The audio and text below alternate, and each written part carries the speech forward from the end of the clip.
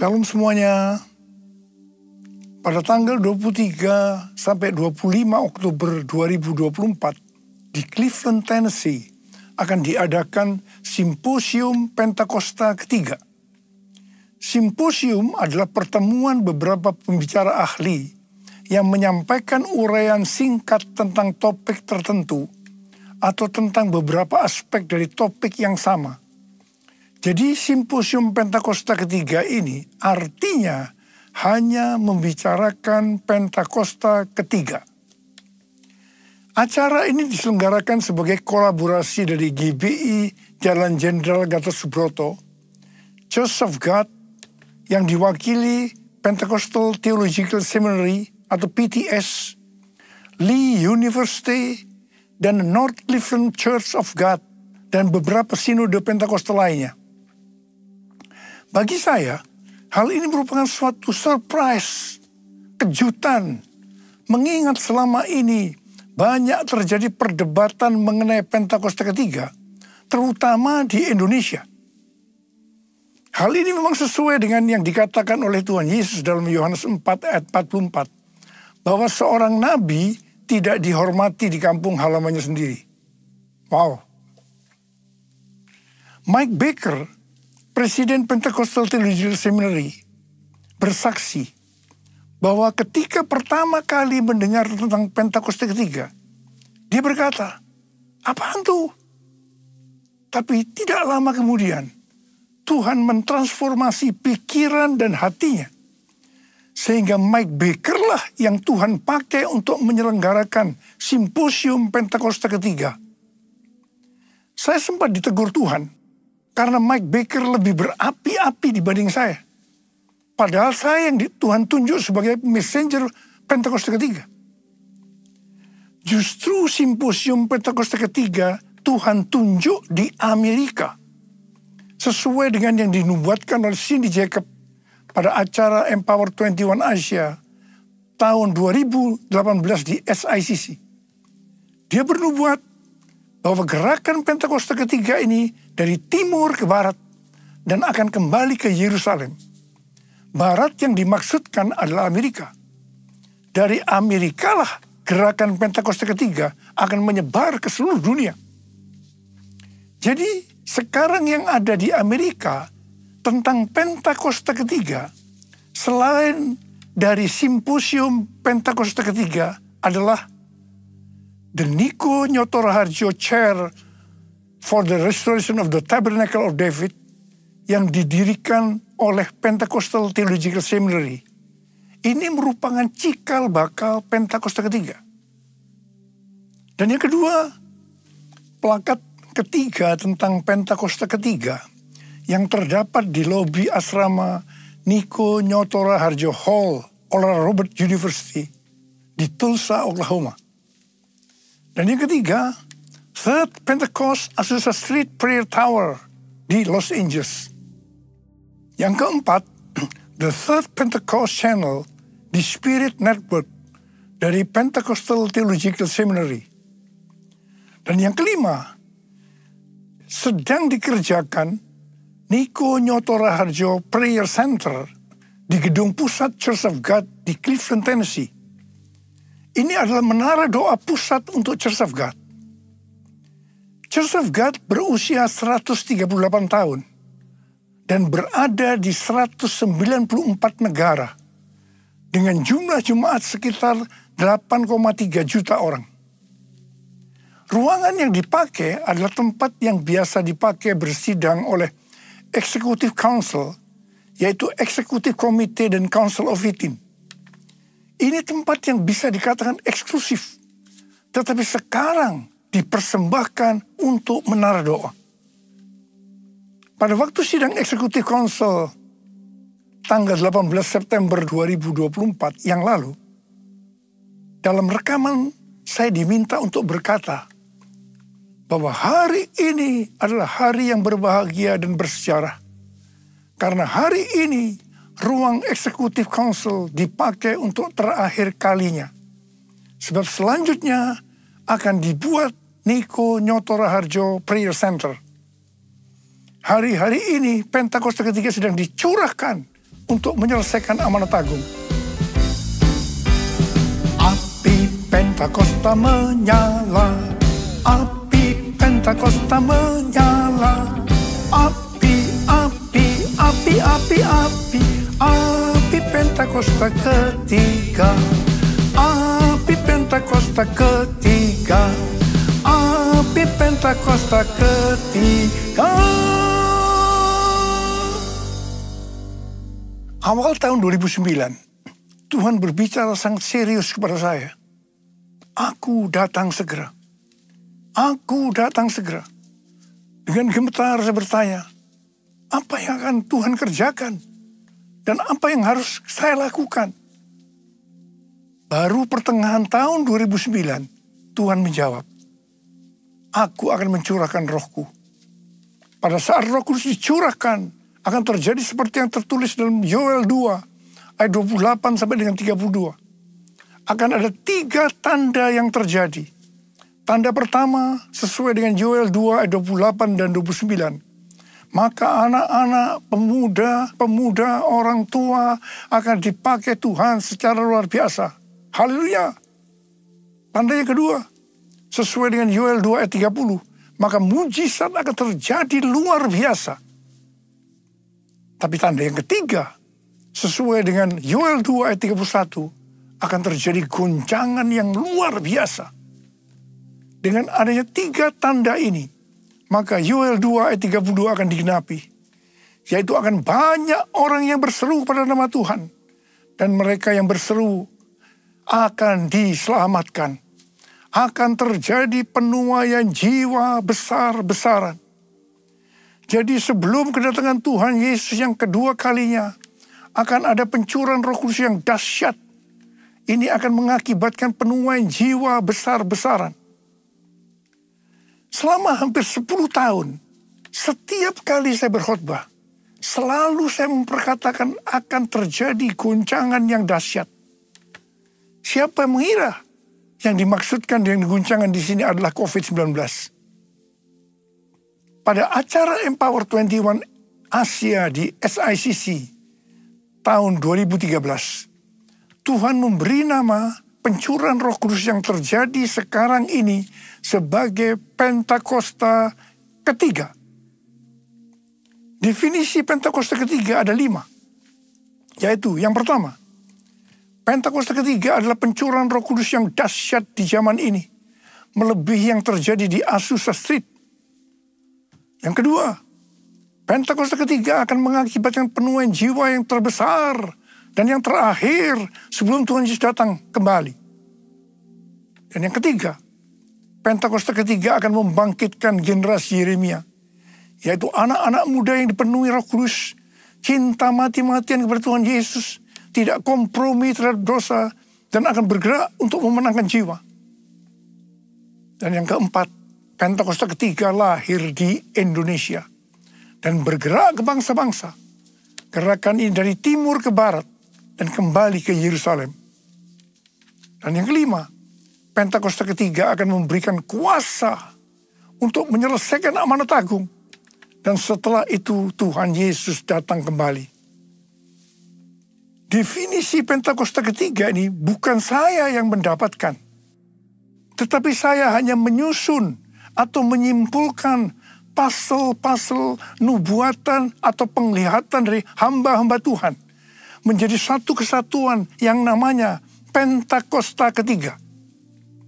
Bagian saya adalah Tuhan berkata bahwa menjelang kedatangannya untuk kali yang kedua, Tuhan akan mencurahkan Roh Kudus yang mengakibatkan terjadinya penuaian jiwa yang besar. Nama pencurahan Roh Kudus itu adalah Pentakosta ketiga. Definisi pertama dan kedua dari Pentakosta ketiga, ini nubuatan dari William Seymour, hamba Tuhan yang dipakai dalam Azusa Street Revival. Definisi ketiga, ini penglihatan dari Pastor Russell Evans dari Planet Shakers, Melbourne. Definisi keempat adalah nubuatan dari Cindy Jacob. Dan definisi kelima dari Dr. Tim Hale yang saat itu menjabat sebagai General Overseers atau Ketua Umum Church of God. Pencurahan Roh Kudus yang dahsyat yang terjadi hari-hari ini, namanya adalah Pentakosta ketiga. Pentakosta pertama terjadi di kamar loteng Yerusalem sekitar 2000 tahun yang lalu. Pentakosta kedua adalah pencurahan Roh Kudus yang terjadi di Azusa Street Revival. Apakah Pentakosta ketiga merupakan istilah yang valid? Jawabannya ya, valid. Sebab sebelum muncul istilah Pentakosta ketiga, istilah Pentakosta pertama dan Pentakosta kedua telah disebutkan oleh para tokoh kegerakan Pentakosta. Dengan demikian, penyebutan istilah Pentakosta ketiga dapat dikatakan sudah ada pola yang mendahulunya. Selain itu, istilah ini juga sudah terkonfirmasi secara internasional. Itu sebabnya menolak Pentakosta ketiga berarti menolak Pentakosta kedua, berarti menolak keseluruhan peristiwa Pentakosta. Penggunaan istilah Pentakosta pertama dan Pentakosta kedua sudah pernah disebutkan oleh hamba-hamba Tuhan seperti John Fletcher, John Wesley, Frank Bartleman, David Wesley, Mylan, Frank Harrington, dan lain-lain. Jesus, I believe in you. Jesus, I belong to you. You're the reason that I live, the reason that I sing. Jesus, I believe in you. Jesus, I belong to you. You're the reason that I live, the reason that I sing. With all I am. Ada banyak pertanyaan mengenai soal Pentakosta. Kalau ada Pentakosta pertama, kedua, dan ketiga, apa ada yang keempat, kelima, dan seterusnya? Ini jawabannya.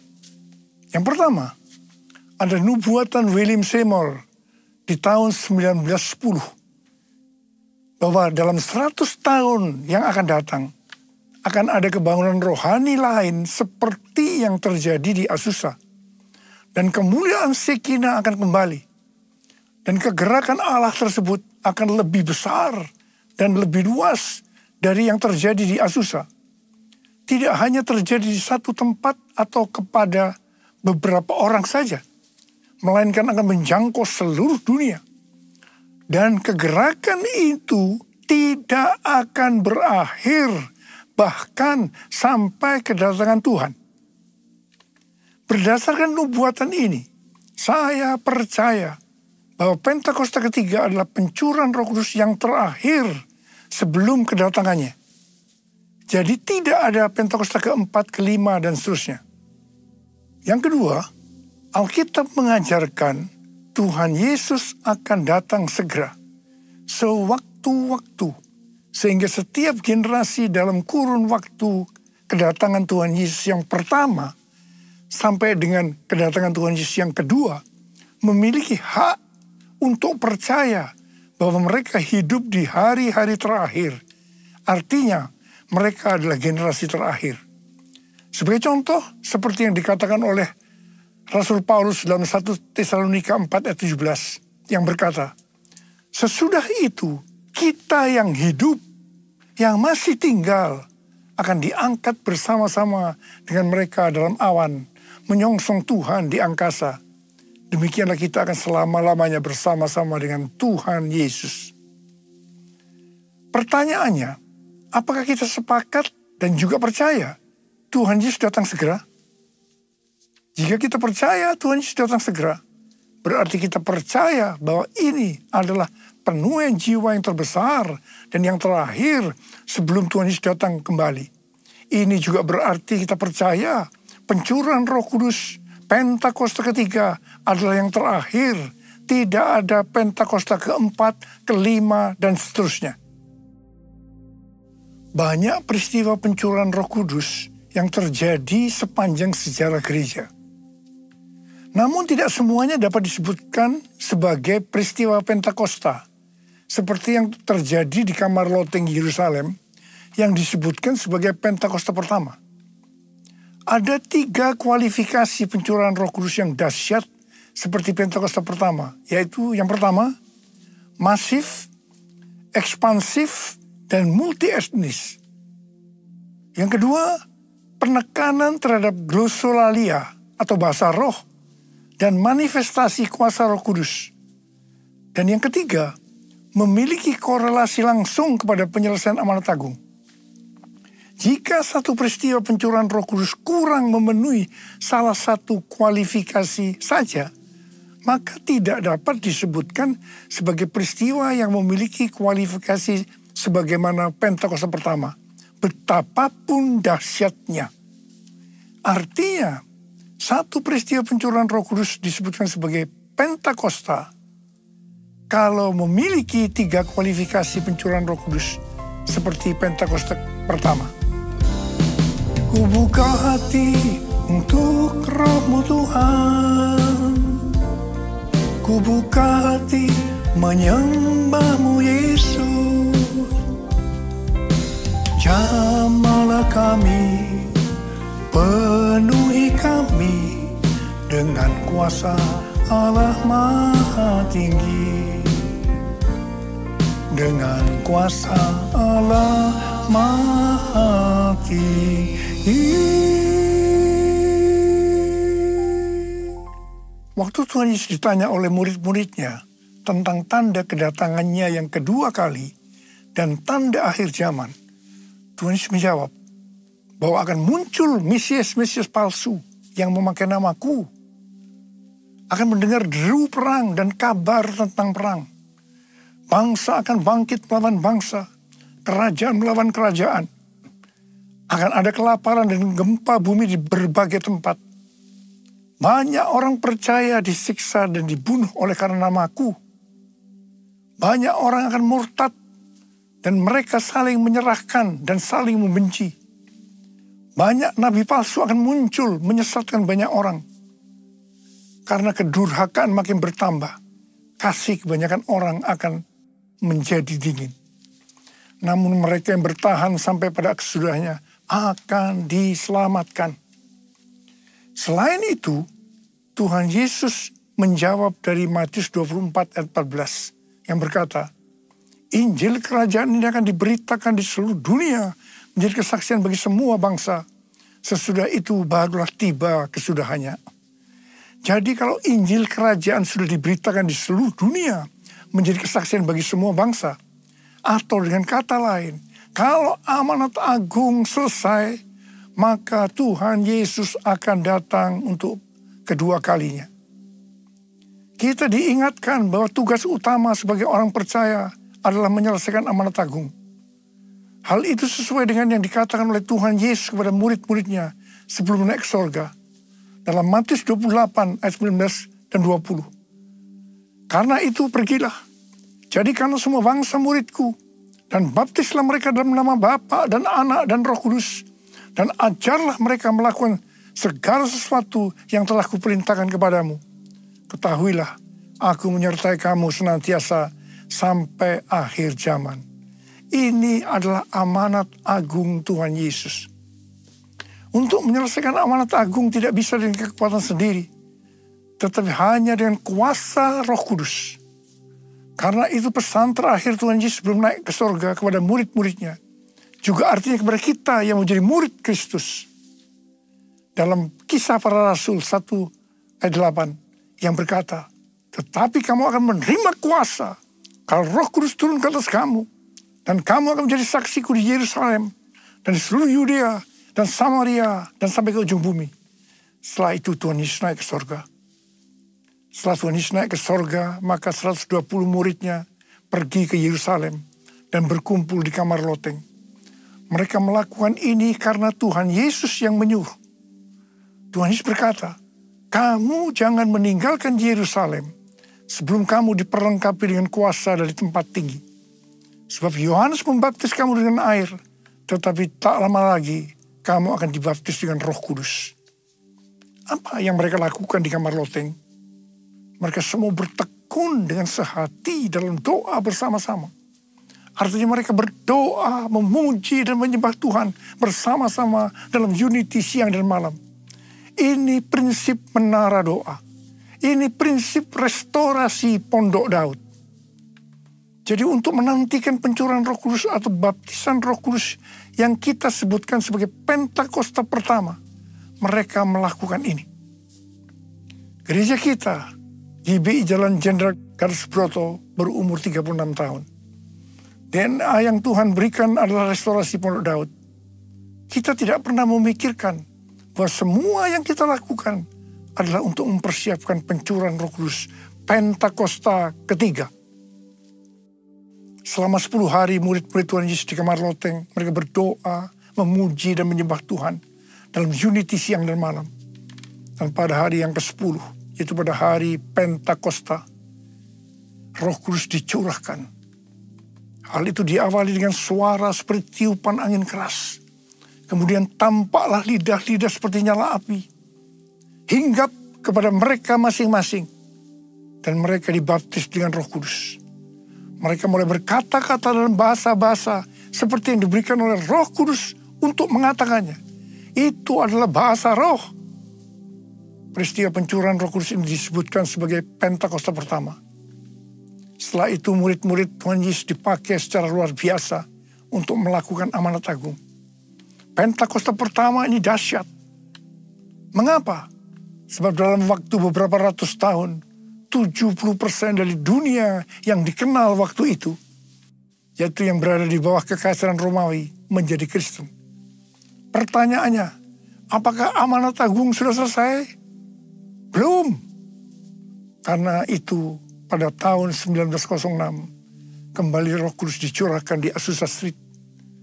William Seymour, seorang hamba Tuhan, dipakai secara luar biasa. Pencurahan Roh Kudus ini disebutkan sebagai Pentakosta kedua. Pentakosta kedua ini dahsyat. Mengapa? Karena menghasilkan gerakan Pentakosta dan karismatik. Ada sekitar 700 juta orang yang diberdayakan Roh Kudus hari-hari ini. Pertanyaannya, apakah amanat agung sudah selesai? Belum. Karena itu hari-hari ini Roh Kudus kembali dicurahkan. Pencurahan Roh Kudus ini disebutkan sebagai Pentakosta ketiga. Kita harus percaya dengan Pentakosta ketiga, maka Injil Kerajaan akan diberitakan di seluruh dunia menjadi kesaksian bagi semua bangsa. Artinya amanat agung selesai. Dan setelah itu Tuhan Yesus akan datang kembali. Haleluya. Saudara, saya mau berdoa buat saudara. Ada berapa banyak di antara saudara yang berkata, Tuhan, saya siap untuk menyelesaikan amanat agung. Berikan saya kuasa, Tuhan. Kuasa untuk menyelesaikan amanat agung. Angkat tangan saudara. Katakan bersama saya, curahkanlah kuasa-Mu, Tuhan. Mujizat terjadi di tempat ini. Curahkanlah kuasa-Mu, Tuhan. Mujizat terjadi sekarang ini. Curahkan ya Tuhan, curahkanlah kuasa-Mu, Tuhan. Mujizat terjadi di tempat ini. Curahkanlah kuasa-Mu, Tuhan. Mujizat terjadi sekarang ini. Mujizat terjadi sekarang ini. Mujizat terjadi sekarang ini. Angkat tangan saudara. Yang sudah berbahasa roh saat ini. Oh, Tuhan, Tuhan curahkan kuasa-Mu. Urapi kami, terima. Oh, terima kasih Tuhan, terima kasih. Dalam nama Yesus. Amin.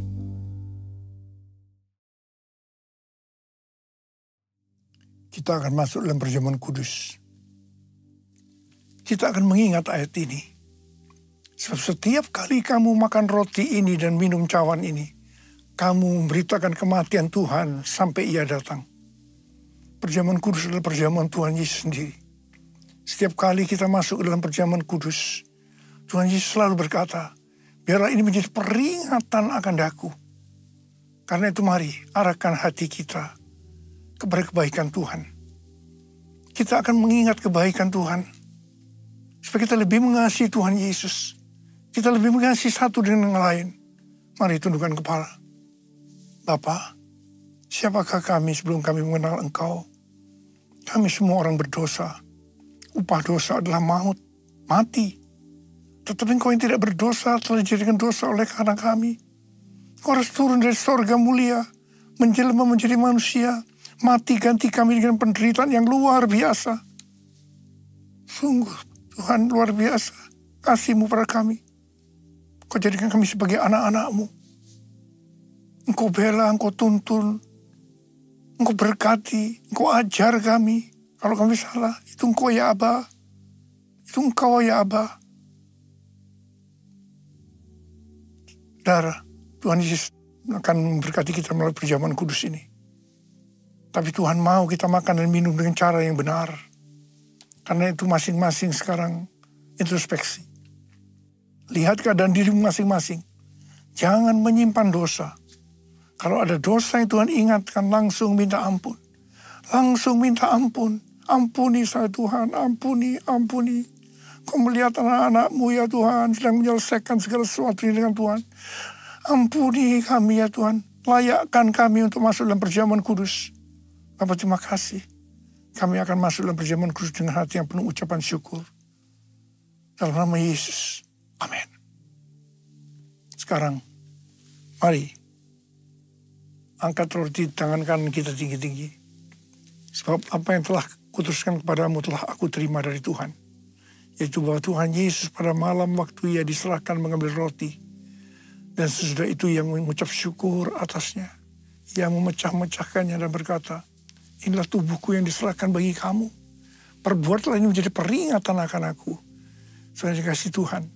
Bukankah roti yang kita pecah-pecahkan ini adalah persekutuan kita dengan tubuh Kristus? Mari kita makan dalam nama Yesus.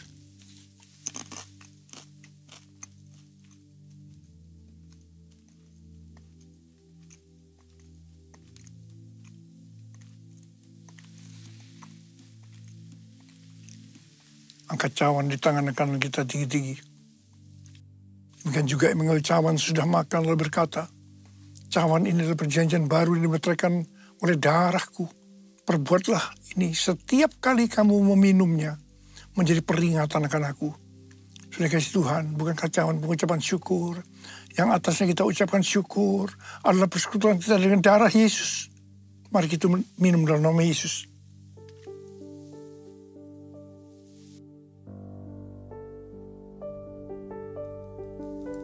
Ucapkan syukur dan terima kasih dengan suara. Tuhan terima kasih ya Tuhan. Terima kasih ya Tuhan. Terima kasih ya Tuhan. Terima kasih Tuhan. Oh terima kasih. Engkau melihat anak-anak-Mu Tuhan. Mereka membutuhkan pertolongan Tuhan. Mereka membutuhkan jamahan Tuhan. Jamah mereka satu persatu ya Aba. Jamah mereka, jamah mereka. Saat ini Kau sedang menyembuhkan yang sakit, sedang membebaskan yang terikat. Engkau sedang menghibur yang susah. Engkau menguatkan yang lemah. Engkau memberikan pengharapan-pengharapan yang baru bagi yang mereka datang dengan keadaan putus pengharapan. Tuhan Kau baik. Engkau baik. Kau sungguh baik buat kami semua. Terima kasih ya Tuhan. Terima kasih buat semuanya ini. Terima kasih ya. Terima kasih Yesusku, terima kasih Yesusku. Puji syukur hanya bagi Tuhanku. Terima kasih Yesusku, terima kasih Yesusku. Puji syukur hanya bagi Tuhanku. Terima kasih. Terima kasih Yesusku, terima kasih Yesusku. Puji syukur hanya bagi Tuhanku. Terima kasih Yesusku, terima kasih Yesusku. Puji syukur hanya bagi Tuhanku. Puji syukur hanya bagi Tuhanku. Puji syukur hanya bagi Tuhanku.